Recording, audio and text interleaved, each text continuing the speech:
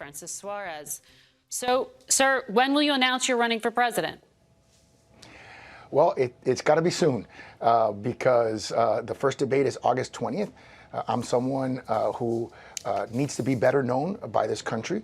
And so I think the Republican Party has said there's going to be a debate a month from August all the way through January 8th, which is the Iowa caucus. So you have to take every opportunity to share your story, to share your vision, and to try to inspire the American people to choose what you're trying to offer them. So I think it would have to be soon in order to make the debate stage. There's a couple of criteria that you have to follow. One of them is you have to be at least 1% in the polls, which I think shouldn't be a problem.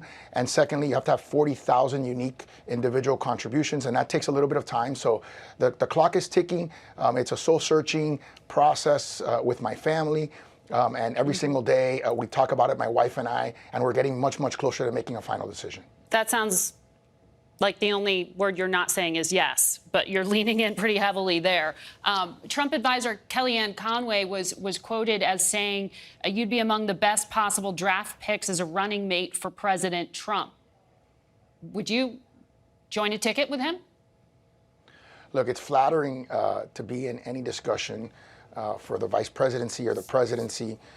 You know, my parents came to this country at 12 and 7 from Cuba, exiled from their country of birth.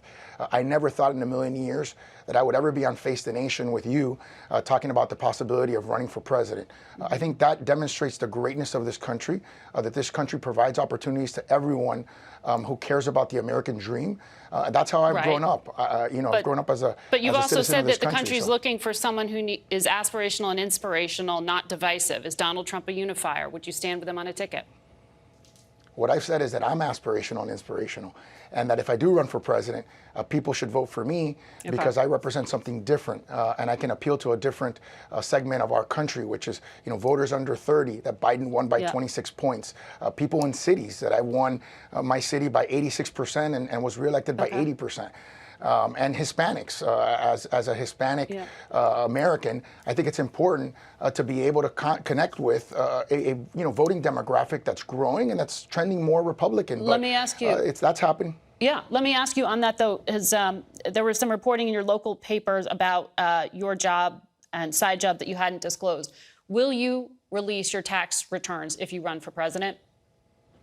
Of course, and I have to disclose all the jobs that I have. It really shouldn't matter how many jobs I have. What should matter is how I do my primary job, which is being the mayor of Miami. And nobody criticizes that. I'm also the president of all the mayors in the United States. You know, our success story in Miami is very, very incredible. You know, we've lowered taxes to the lowest level in history and grown 12%, the second most in recorded history. We have the lowest per capita homicide rate since 1964, and this year we're 40% below that number. You know, and we're number one in the nation in wage growth and number one in unemployment. So I don't know why my local paper is obsessed with how many jobs I do. I think they should be focused on the job of being mayor, which I think I do a great job of. Well, Mr. Mayor, we look forward